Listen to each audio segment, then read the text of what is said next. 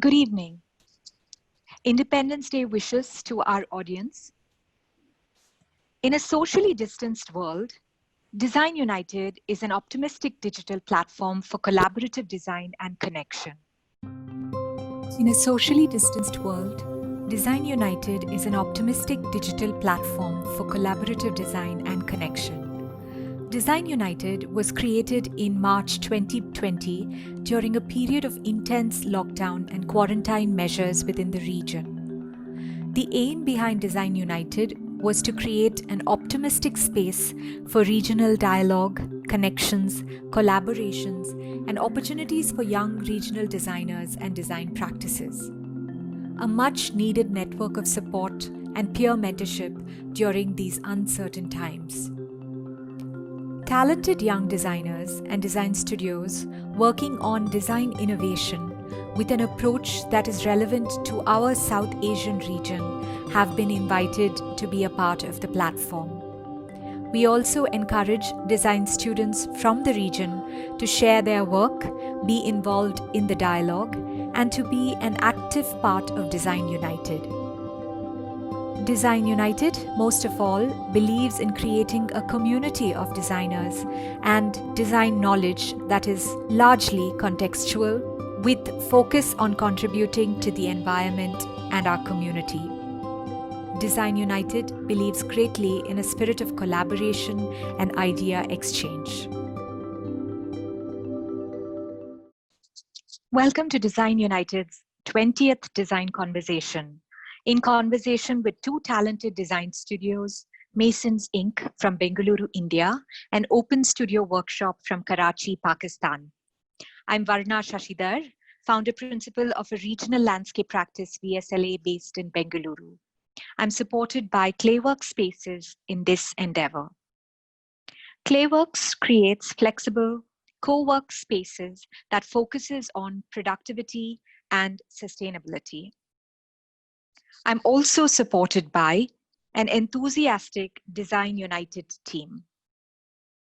The aim behind Design United is to create an optimistic space for regional dialogue, connections, collaborations, and opportunities for young designers and design practices. We have been supported by Clayworks, and they are introducing their new product, which is a total work-from-home solution spot. Design United creates a much-needed network of support and mentorship during these uncertain times.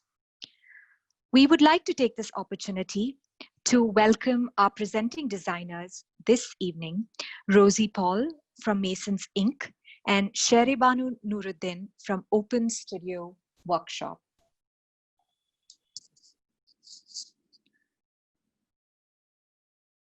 They will bring a lot of vibrancy to the selection of designers who have participated in the previous design conversation. Masons Inc., led by architect Rosie Paul, is a people-oriented design and construction firm specializing in sustainability, heritage conservation, and humanitarian architecture.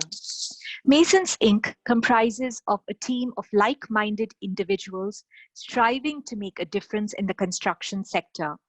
Knowledge transfer is an important aspect of Masons Inc.'s work, and they regularly conduct awareness and training programs on both sustainability and heritage.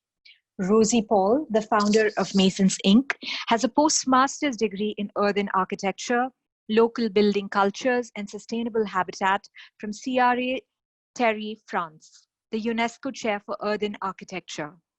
Rosie Paul previously headed the Oroville Earth Institute. She has been involved in several projects executed using earth technologies, both locally and internationally, including in Egypt, Morocco, and France. Along with managing projects at Masons Inc., she is an earth consultant to select international nonprofit organizations. We're so happy to welcome Rosie and Masons Inc. to Design Conversation.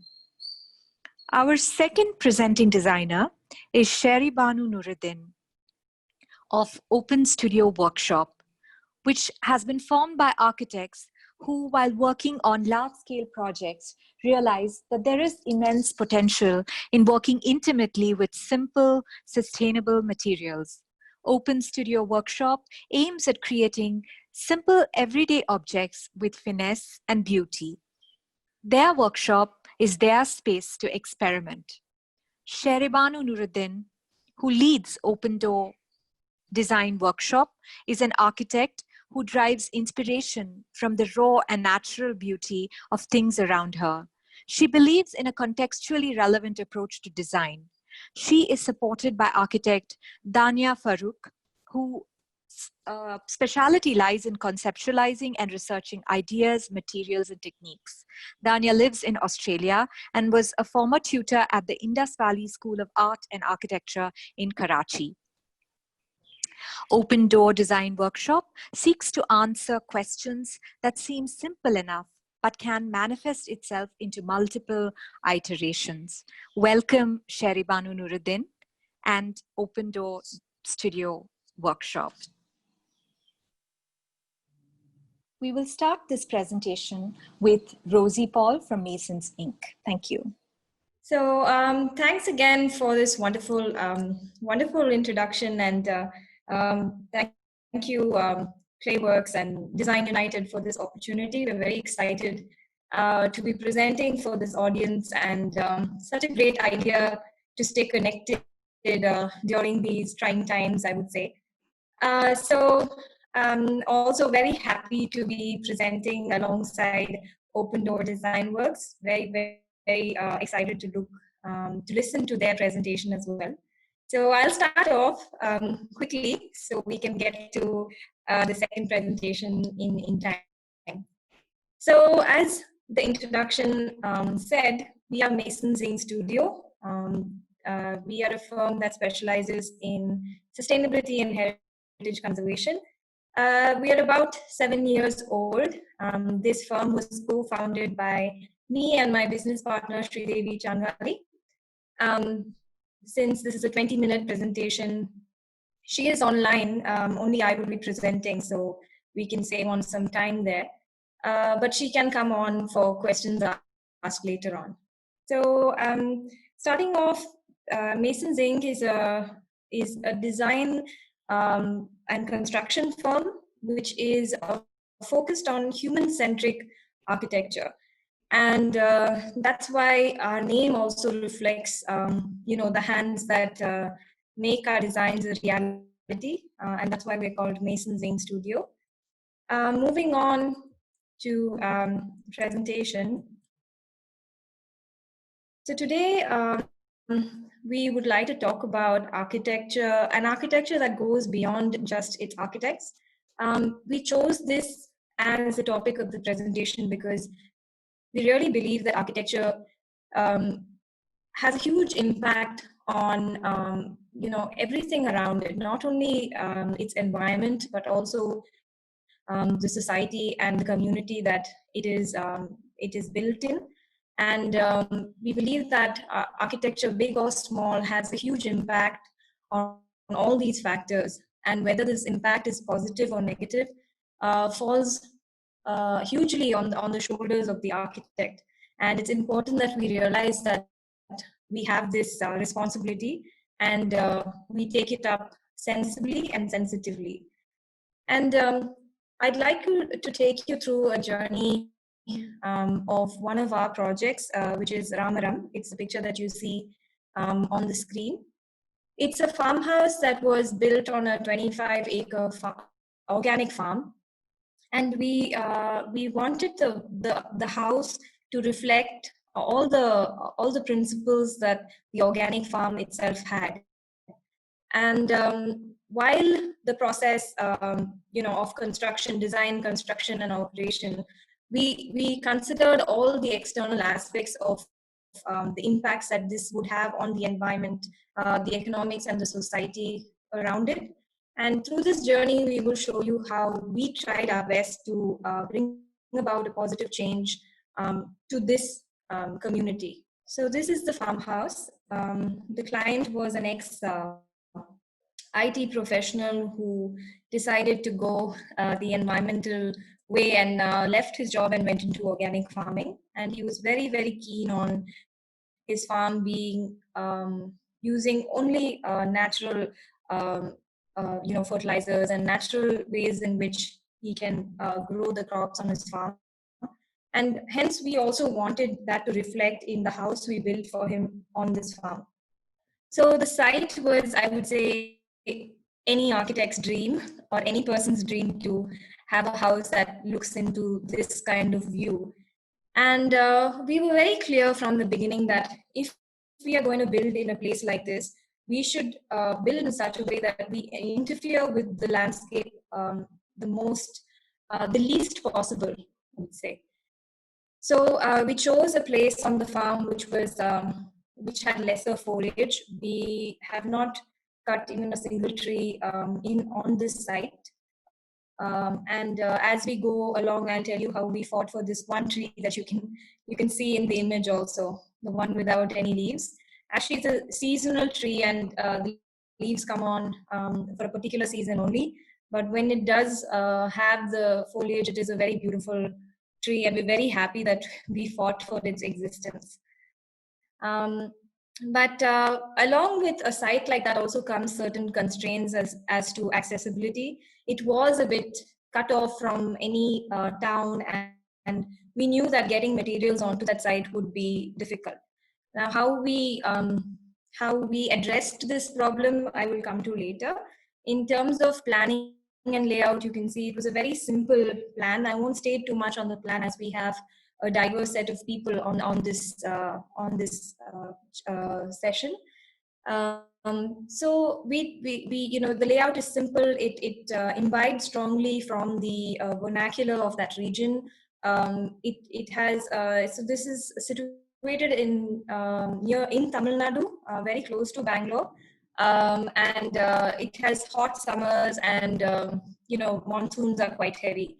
So even the design has answered to a passive way of handling the temperature differences, etc. So you will find courtyards and semi-open spaces that people can still enjoy the weather, whether rain or shine.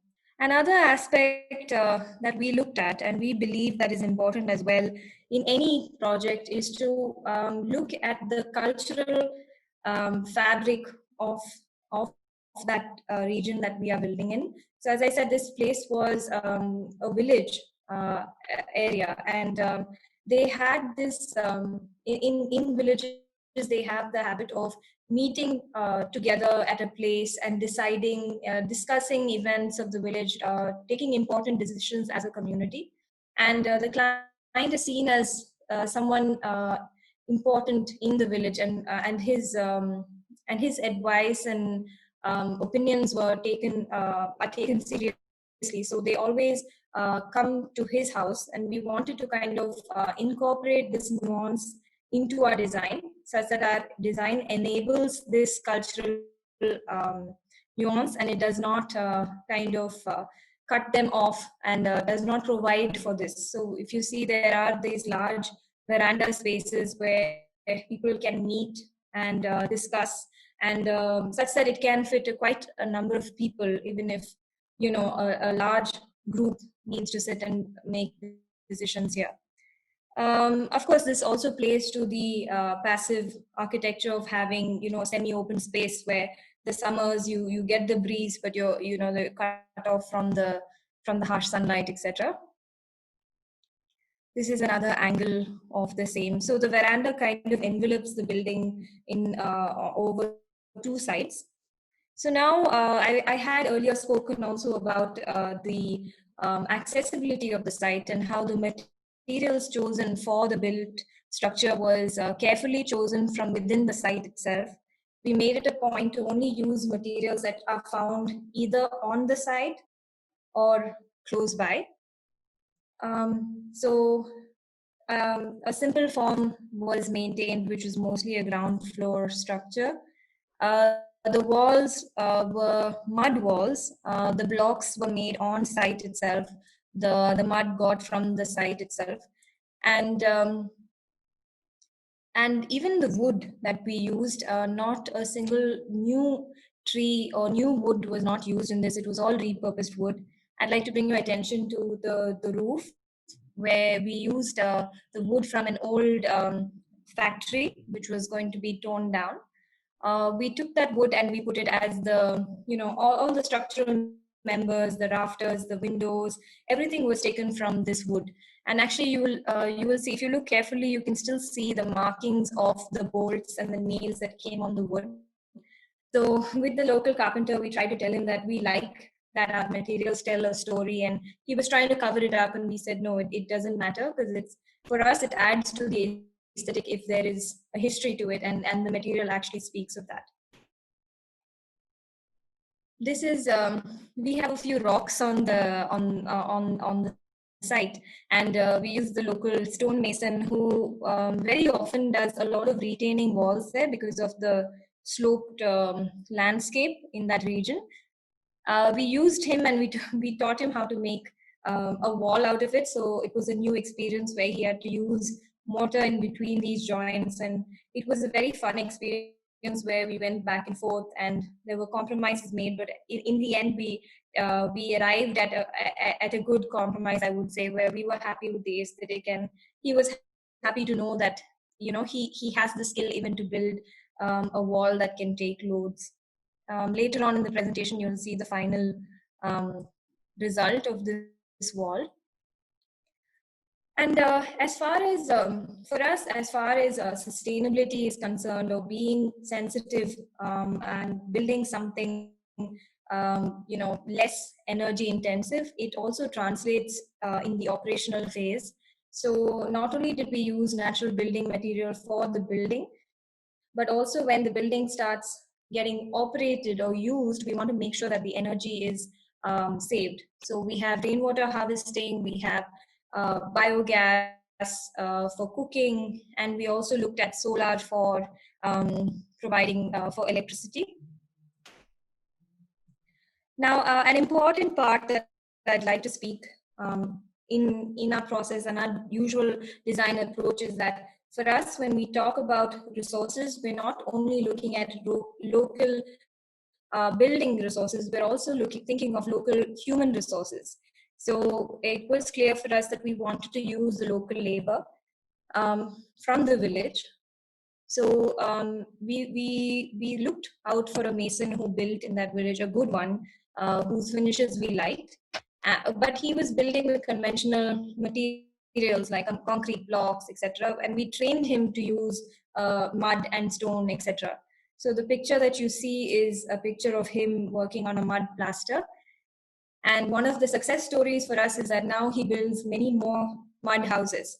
So, you have these happy endings that you think of and you cherish when, you're having a tough time. And these are just small successes that we feel when someone who didn't know about it gets trained and then becomes advocates of that material means a lot to us.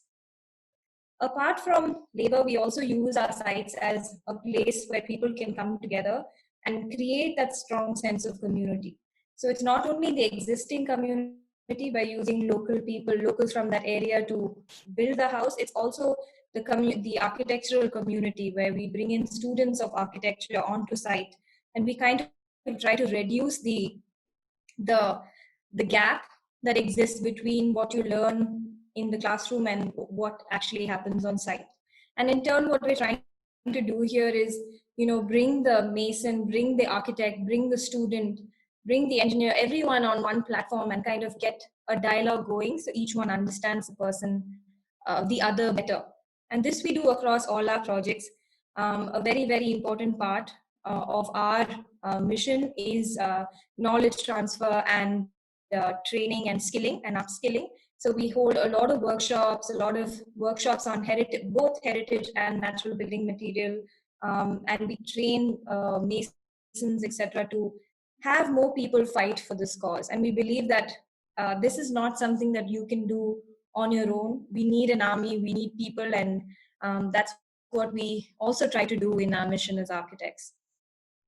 So from all of this, I mean, the small things is what we got in this project is a building that is simple in aesthetic, very honest in its material. We don't try to hide what we're using. If there's brick, you see that it's brick. If it's wood, you see it's wood. And in areas where we did need, beams tying the building together, we see that the beam existed. Even the false ceiling here is the same wood that I was talking about, which is from that factory, which was just sanded and resized to create that beautiful false ceiling. We needed, because of the span of the room, we needed a beam there. We used a coconut a tree. So there is, after 100 years or so, the tree stops, giving fruit. So that those are generally cut. So we use those, and we've not even we've only removed the sap that would deteriorate. So we didn't waste the wood to make it into like a beautiful square or whatever. You see how it is. And this is that stone wall that I was talking about that took longer because we had to go back and forth, and the person did not understand. He's used to building retaining walls, beautiful ones, and it took some time to kind of skill him into doing load-bearing walls that actually transfer loads. And this is just a picture where I'd like to speak about certain imperfections that you might see in your mortar joints, or it's not a perfect shape of an arch or whatever. It's just to bring to you that we find beauty in these imperfections. Behind, you will see on the right side, behind you will see the retaining walls that he used to do. So he already had the skill. Those are beautiful walls. And and then if you think back to the last slide where you saw the stone wall, it was just a little bit of pushing and training he needed to actually create similar masonry walls. And in the end, what we arrived at is a building that kind of blends in and doesn't stand out. And this is what we feel it should do. We feel that buildings should not stand out too much, but kind of blend in with its natural environment. And once we're here, we realize that also that if you're good to nature, nature rewards you in some way, and that really comes out when you go there and you experience the kind of energy that place has, and how the trees really kind of protect it from the harsh weather, etc. So I come to the end of my presentation. Looking forward to listening to Shehrebanu speak about how she views building construction materials and what she does with them. Thank you so much. Thank you so much, Rosie, for a wonderful presentation. We would now like to invite Shehrebanu from the Open Door Design Workshop, Karachi, to present the interesting work that they do. I would like to thank architect Josefa from Karachi for connecting us to Open Door Design Workshop. Thank you so much. Thank you, Rosie, for an amazing presentation. It's a tough act to follow. And hi, everybody. Thank you for having us here, giving us this platform to share our work. So thank you for giving us this platform to share our work and our ideas. It's an amazing platform, and it's really great to be here. I would like to take this opportunity to introduce Open Door Design Workshop, and through the course of this discussion, share some of the choices we are trying to make which inform and direct our practice. We are very new. We just built, as a platform, the workshop is very new. We just built a simple shed about a year ago as an extension to the architecture studio, which was the first step towards exploring materials and techniques at a small scale. It was our first step in trying to do some hands-on research and exploration. I would like to begin this presentation with talking about why we chose to build it. So when you navigate life in an urban context, in a densely populated city, it's very easy to focus on all the bad things because they are very, very present. There's so much pollution, there's so much traffic, there's noise, there are many ugly buildings. Some of them really need to be covered with vines. But all around us, in small but very simple ways, beauty is ever present. It's very intrinsic, it's very intuitive, but it's there. So some of these pictures are just pictures that we clicked while moving around the city, working in the city, and they just reminded us about how simple things can be so beautiful just because of their intrinsic value. This picture is of the dappled light shining onto the bright red clothes of two people in the studio. This picture is just some waste wood that has been stacked up and stored in our workshop.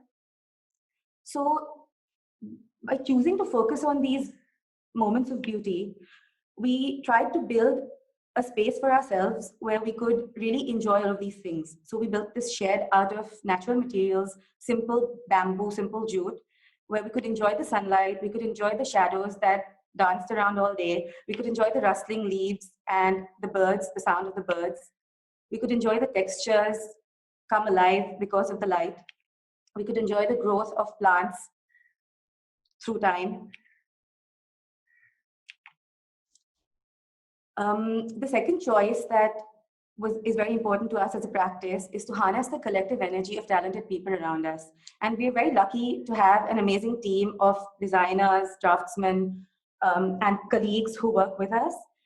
So for this point, I'd like to sort of share a few pictures of us spending time in the shed and how that impacted us as a practice and how it led to the birth of the workshop and our explorations at the smaller scale. This picture is of the team just setting up the birds in the workshop, us having a discussion. I think this is when we first received the waste wood and we're just looking at it and trying to think about what we could do with it. This is Marzia, our Chief Financial Officer, and she seems to be looking at a very intense spreadsheet. This is a fun discussion just sitting out in the garden. This picture is when one of those moments where a lot of people come outside in the shed and are doing different things together. At the back, there's Ira in turn. Sometimes it's really nice to sort of step out of the studio, sit inside, sit in the workshop, enjoy the breeze, and bring our laptop with us and do some work. It's also a good space to sit and coordinate with contractors. In the forefront, we can see Rida, who works in the workshop with us, and our carpenter, Ghulam Nabi. They seem to be experimenting with some terrazzo. The Veer is a partner at the studio. He's on his phone at the back. This is one of the initial discussions when the shed was just built. I think we were conceptualizing at the concept stage of a project and discussing what we could possibly do with it. These pictures are just a glimpse of how this space sort of let us enjoy all of these simple pleasures that the natural environment has to offer. And slowly it started translating into the kind of work that we do. When I talk about the collective energy and harnessing it, I'd like to share a story of the first small object that we made. It was these, we wanted to give a housewarming present to one of our clients, and they had two little girls. So we decided to build these small birds out of the waste wood that came out of their site for them. And how we did it was that we cut up these pieces of wood, and every member of the studio made an iteration of their own bird. All of these birds came together as a beautiful collective, and that's a very strong symbolic representation of the way we aim to choose to work as a studio and as a workshop. Another important part about choosing to really focus on the skills and talents that everybody around us has is to keep an eye out for these objects that sometimes just happen as a byproduct of the work that we do. For example, this image is of how the carpenter chose to put the hooks of a product together to store them. And by itself, it's just such an interesting object. It led to a discussion on what kind of functional products we could make with it. It had some very interesting shadows that it cast. The texture of the wood with the black paint was another point of discussion that we picked up from. This is another piece that the carpenter just built. That's Murtaza, one of the partners at the studio, holding it.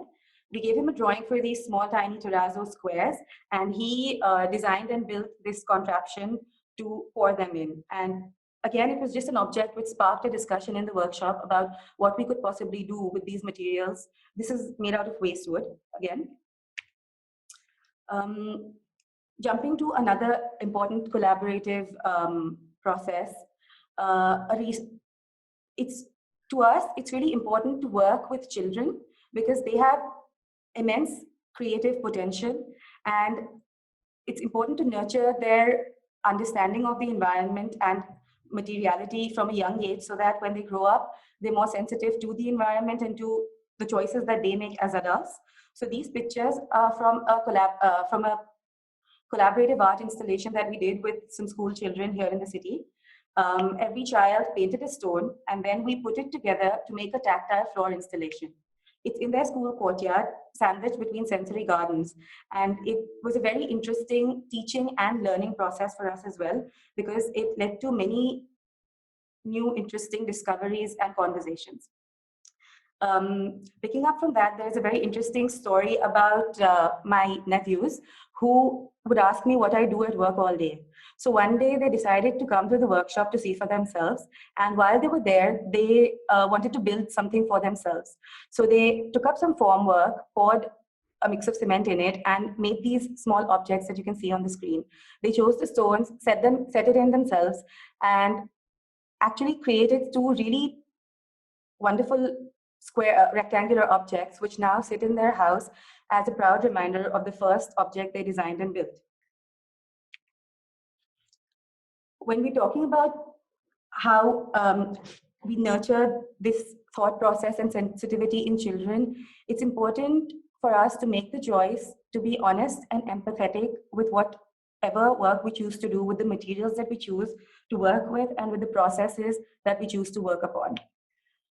This series of pictures is just our exploration of what we can possibly do when we look at a material.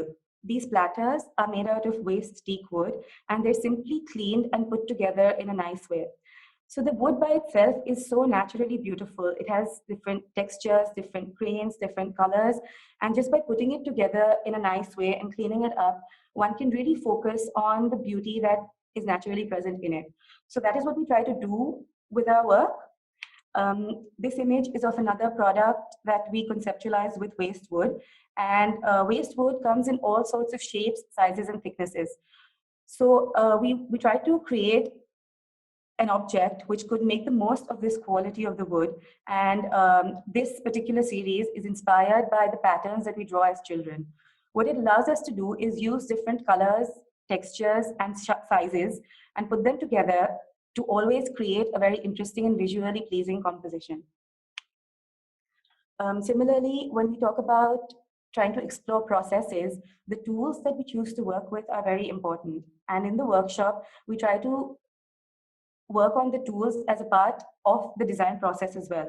So we try to make textures with leaves, and this wooden kangi that you see is also a part of an exploration where we had a brainstorming session with the carpenter in the workshop, and we talked about how we wanted to try and create these different thicknesses, line weights, and distances in a kangi plaster. So he was given a free rein to make the tools, and whenever the carpenter is given a free rein to choose wood, he always ends up using teak. So we now have this set of 3 beautiful teak wood tools, which by themselves are a beautiful object to behold with us in the workshop. Another important characteristic of the wood that we receive from construction sites is that there are many different thicknesses that the wood comes in. So we try to create objects which would really celebrate the topography that the wood coming together creates. Sorry, yeah. And the smaller pieces of wood can come together in different patterns, and these images are an exploration of the kind of patterns that you can do with small pieces. Another material that we work with is waste plastic bottles. So this image is of a discussion in the workshop where Murtaza, Dabir, and an intern, Asna, are in the middle of an intense discussion on how we can make the maximum use of the properties of the bottle. So the arc on the top of the bottle is a very strong, load-bearing arc. And we needed to create an infill material which would allow us to increase the crushing strength of the bottles. So we used waste sawdust from one of our sites, compressed it inside, and then to join it, we tried different explorations. We tried tying it with rope patterns. We tried putting it together with cement terrazzo mix, and that was a successful experiment. So this image is of the first exploration of the bottle stool, where we put together plastic bottles compressed sawdust, and terrazzo. And all of these materials are functionally very, very important and come together to form a really aesthetically pleasing palette.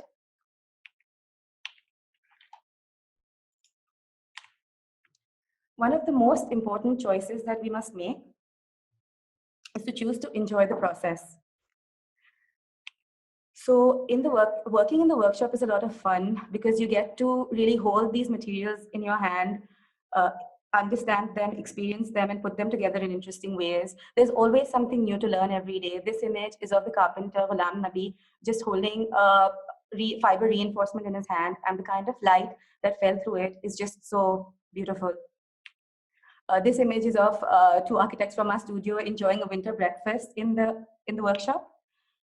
Two of our interns enjoy bonding over Instagram in the little garden. This is Rida and Ghulam Nabi having a fun conversation about how we can stack the wood together. So Ghulam Nabi loves to tell stories. He has stories about every topic under the sun, and he loves to tell them. This is Wajiha, an architect in the studio and an amazing photographer, and she's precariously balanced on these stacks of wood in quest to get the perfect picture. Seems to be having a lot of fun. This is us just having some fun with color for Independence Day. This picture is from one of my favorite memories of a photo shoot for the workshop. This is the first photo shoot of the finished products that we did, and we had a particular aesthetic in mind for what how we wanted to present them.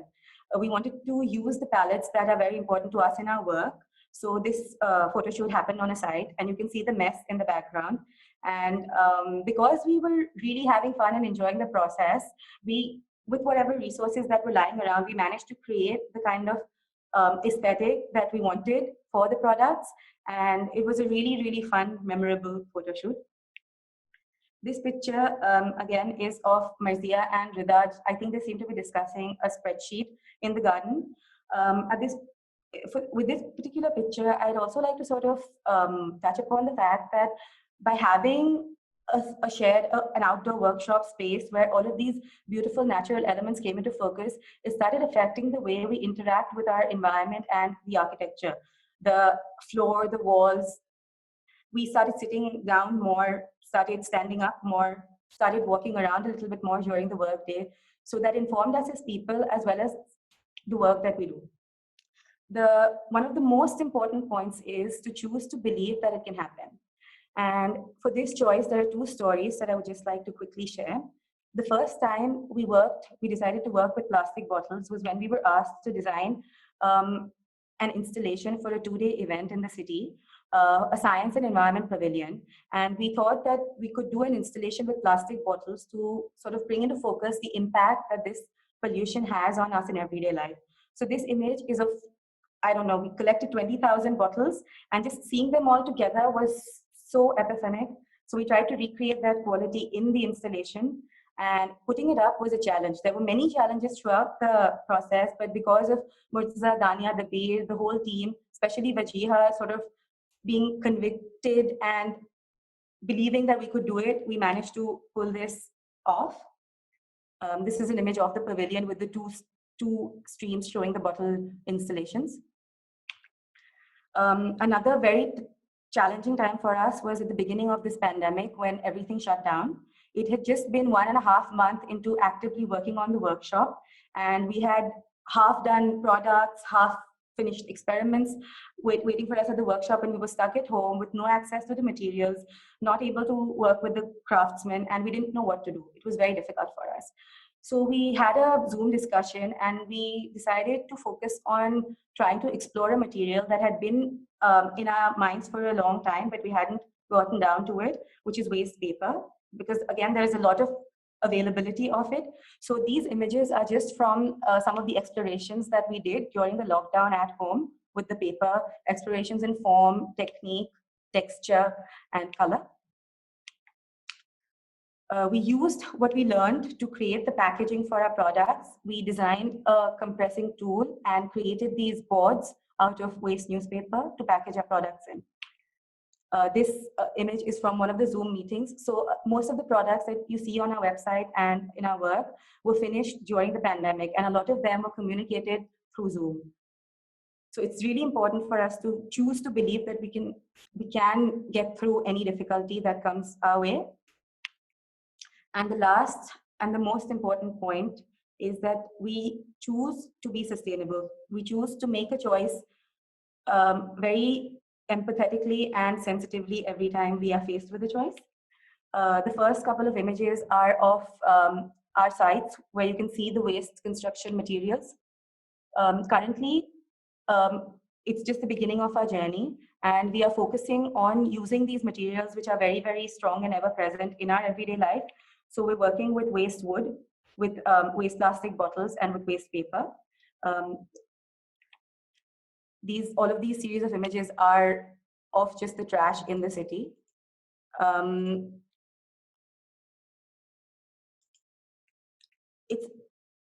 It's important to look at this trash as not just a problem, but as a resource, because there is so much of it there.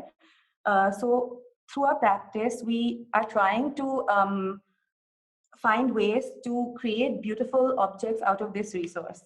And this last couple of images is of the current products that we have managed to develop.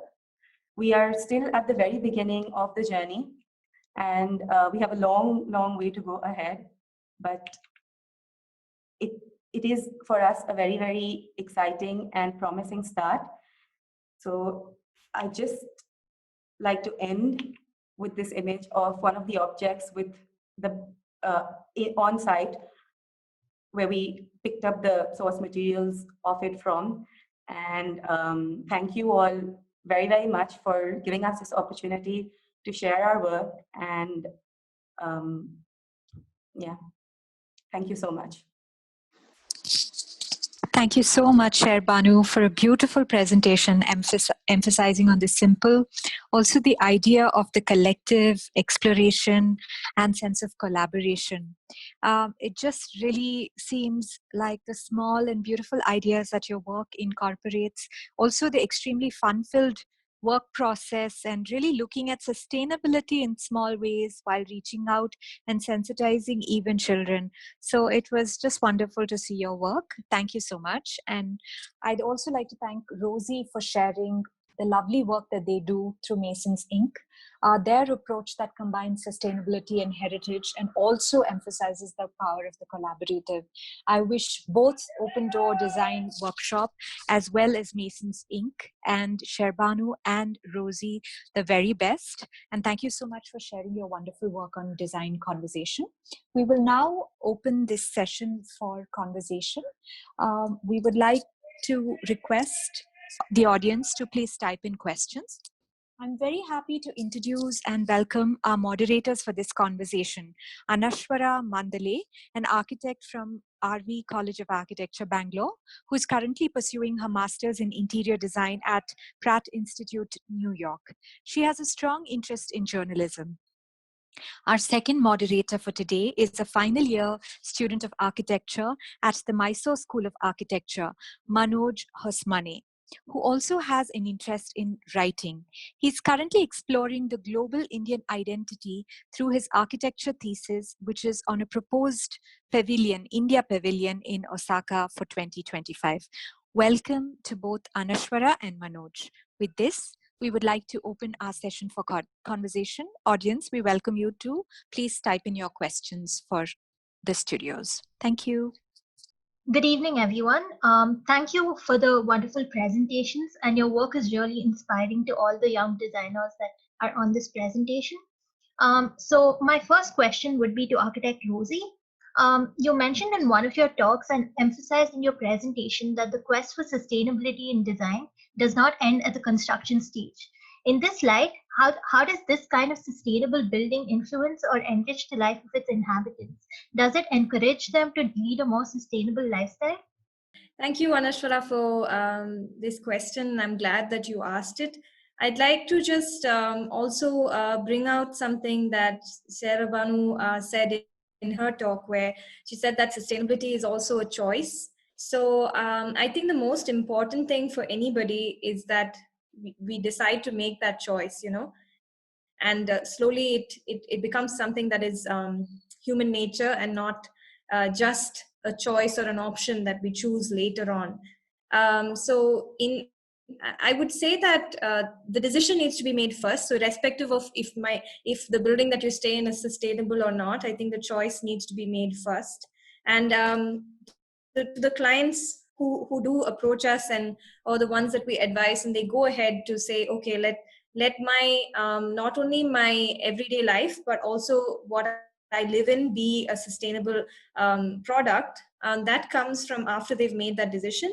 But of course, when you design something with keeping everything in mind, so even when you decide to construct something that is less energy intensive, you need to also look at how is it going to perform when it starts running as you know, how does it function when how much electricity is it going to start using, how much how much light, artificial light will it need, and a lot of other things, how much artificial air conditioning would be required, etc.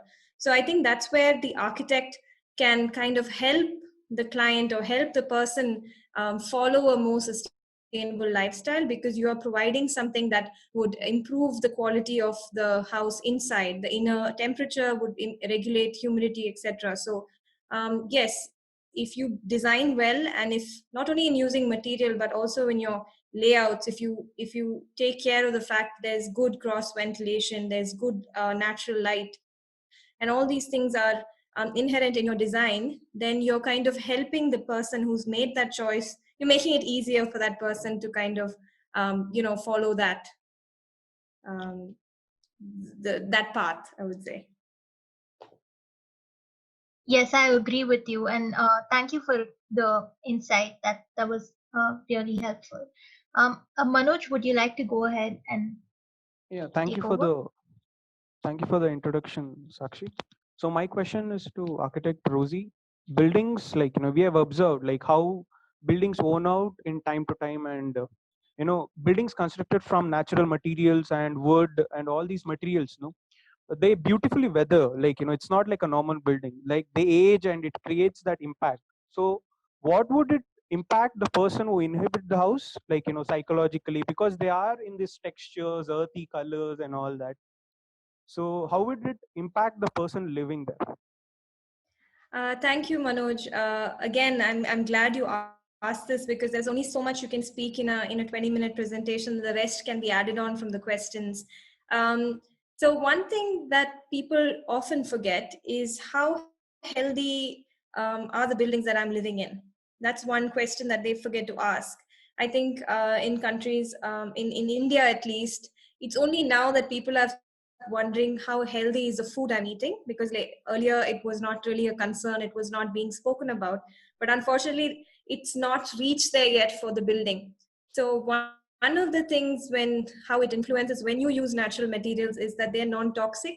And you know that years from now, a scientist is not going to come and tell you that this was bad, this was bad for you, like how asbestos or certain other elements that were considered as good, easy to do building materials later on came out to give you asthma problems and things like that. So that's one this thing when it comes to health. And I think that's something that we need to start thinking of, even as architects, because we are responsible for the comfort of the person living in that house. And it's really important that we think of that, and we take up responsibility for the comfort of the person living in that house and the health aspects of it as well.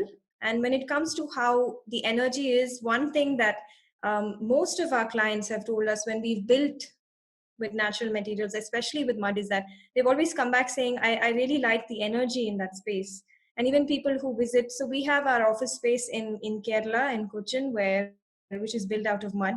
And we hold our workshops there. And it's again like how Shehrebanu said, that when you create an environment which is very honest and very simple, and it's not overly complicated, it's just what it is, it kind of enables the person to be connected to nature.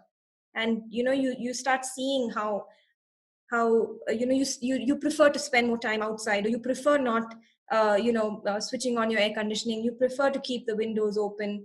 It really is something that needs to be experienced, and it's difficult to put it in words.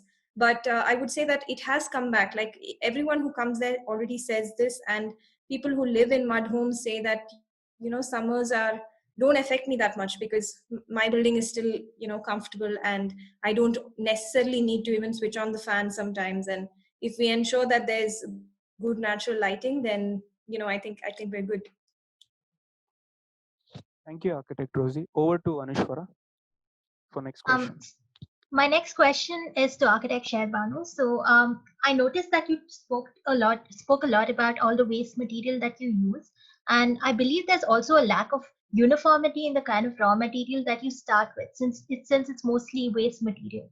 So has this posed any challenges during the ideation or the execution stage of your projects? And would you like to tell us a little more about the kind of challenges that you face when you work with waste material? Thank you so much for the question, Anashara. It's a very important question, and it's one of the first things that do come to mind when working with waste. So to answer it immediately, yes, it is. We don't know what we're going to get. We don't know what shape it's going to be, what size it's going to be in. But there are certain characteristics of the material that we can really, we try to work with to conceptualize objects that, we can keep creating. I touched upon that a little bit in the presentation with the kind of very small pieces where you can use the tiniest piece of wood that you get. And we're at the very beginning of the journey. But I think one of the most interesting things about this material is that it allows you to think of permutations and combinations wherein you can really build upon the quality that the difference has to offer. So with the wood, that's one thing. With paper, yes, there is difference in the material, but ultimately the process sort of helps you really, I wouldn't like to call it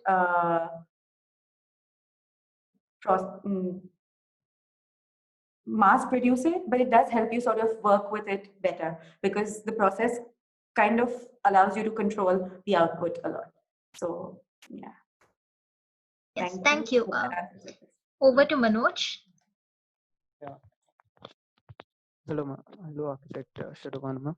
So, I was going through a book by Architect Alvar Aalto, and I read this interesting thing where he tells we don't need a lot of things, but we need few good things to we as a being, we are behind this consumption of numerous things or objects.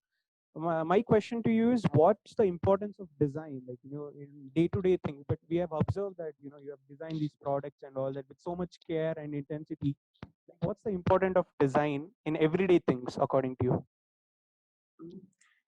Thank you, Manoj. That's another wonderful question. I think I'd like to also Rosie mentioned through her presentation about how, clients who live in these buildings which are designed well with good materials really sort of experience life in a different way. So I think that good design at every scale generally makes things easy, efficient, and enjoyable. So there is design in everything. And whether it's the fork that you use that has been designed, or the opening of a window, or the door handle that you hold to open the door, or the texture of the wall, all of it is design. It's subconsciously designed or consciously designed, but there is design in it. So yeah, it needs to be simple, but it is very, very. Even the couple of first images that I showed of how those everyday people, the banana wala, really arranged the bananas, there was design in that, and there was a lot of beauty in that. So yeah. I hope that answers the question. Thank you, Architect Shehrebanu. I'll probably open up this question to both of you. Can we say that your architecture practices architecture for people, opportunities for creating for local people, exchanging knowledge from one another, he might be a layman, but he has something to give you back as a knowledge. And how important is for designers to be part of the system where you go to the people and have a conversation, so not being and isolating in your studio and all that. What would you like to say about that? Rosie, would you like to start, please? Yes, I think in my presentation also I kind of covered it a little bit, where I said that actually I think we create these walls for ourselves in all aspects, not only in architecture, in community, in whatever. We create walls everywhere, and somehow, even in the field of architecture, construction, we tend to create these walls where we say, okay, we're the architects. Then there are the masons, they're in another room. And then there are, structural engineers in another room. And then there are students of architecture who, the architects, how often do you speak to, now I think there's a lot more opportunities where architects and students of architecture kind of interact, and forums like this really help in that. But also on site, how often is it that you break these walls and kind of just interact with everyone else, who is crazy about the same things that you are, maybe in a different way. Like a mason loves his work, loves to create those things that you're imagining, and there's so much to learn from him as well. There's so much to learn from just creating that dialogue. And we feel that it's really important to break those walls down and kind of not restrict yourselves to what the society says this is what your role is. Yes, an architect's role is to draw and design and create these lines and all of that, but it does not end. And it does not mean that an architect can't become a mason or can't learn how to build walls, because once you break down these walls, it's just much easier to kind of build better, to understand each other, to know what their constraints are, what your constraints are, to see what would work. And eventually that's when real design happens, I think, when you're able to communicate with everybody, irrespective of where you have been put in the society. Yeah. Thank you. I think Rosie's summed it up and answered that question perfectly. So yeah, but just adding to that, like, I just like to mention that, yes, that inherent creativity in everybody, even in children, it's a lot of fun to experience, and it enriches the process a lot. Okay, so now we have a question from the audience. This is from an anonymous attendee. So the question is for architect Rosie Paul. She or he says, the mud architecture is less energy intensive and very effective, practical and economical. However, there's a taboo created by the usage of concrete in today's world, which puts up certain restrictions for mud to be put into practice. What do you think of this, and how do you handle this challenge? And please do share an experience if you've had a challenge in a similar way. Thank you again for that question.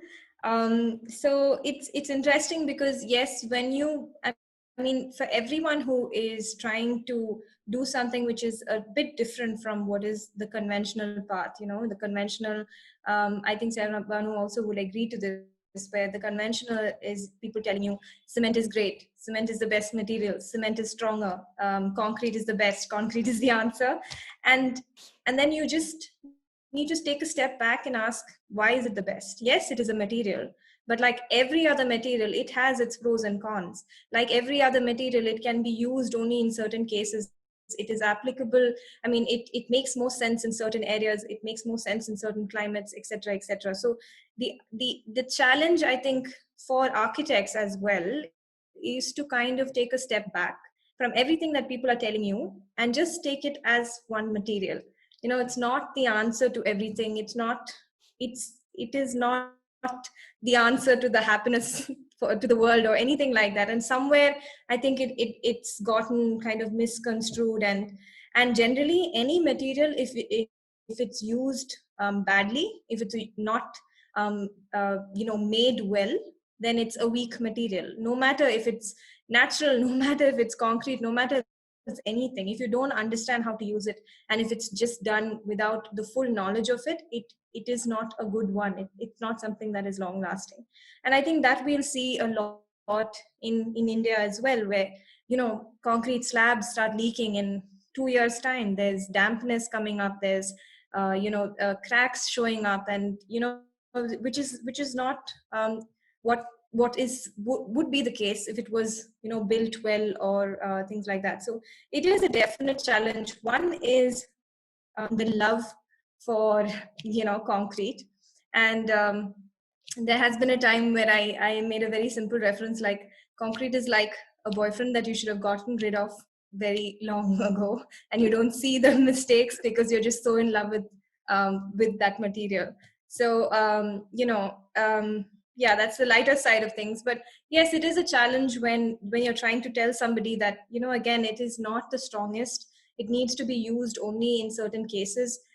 Sometimes it really doesn't work. Technically it works very well in compression, but not in tension. And you see it being used in all cases and in all methods. So what we try to do is kind of inform the client also about this fact that yes, it's good in certain areas, but sometimes it can do bad, especially how concrete is strong, but that also acts as its own nemesis, where it's too strong, it's too rigid, it does not kind of alter itself with the environment. For instance, mud, it's breathable, it moves, it responds to the climate around you. So when you it warms the place, the indoor temperature when the outdoors is too hot. I mean, it cools the indoor this thing when the outdoors is too hot, and it warms it when it's too cold, and all these things, because it regulates and it breathes. Whereas concrete is very strong and it's rigid and it behaves exactly the same no matter where you put it. So that's why your buildings are too hot in the summers now, and it's too cold in areas, and you need something else, etc. So the idea is to kind of break that mystery or the fascination around that material, and kind of tell them that, like all materials, is just one of them, and you need to see where it makes sense. And of course it makes sense using it in certain areas or in certain cases. Yeah. All right. Thank you so much for that really insightful way of thinking about material. I'd like to hand over the platform to Team Design United. Thank you so much, Shehrebanu and Rosie, for sharing your wonderful work with us. I would also like to thank our moderators, Anashwara and Manoj, for their wonderful moderation, the lovely audience, DU and Clayworks team. I'd like to wish you all for Independence Day and have a good evening. Thanks so much.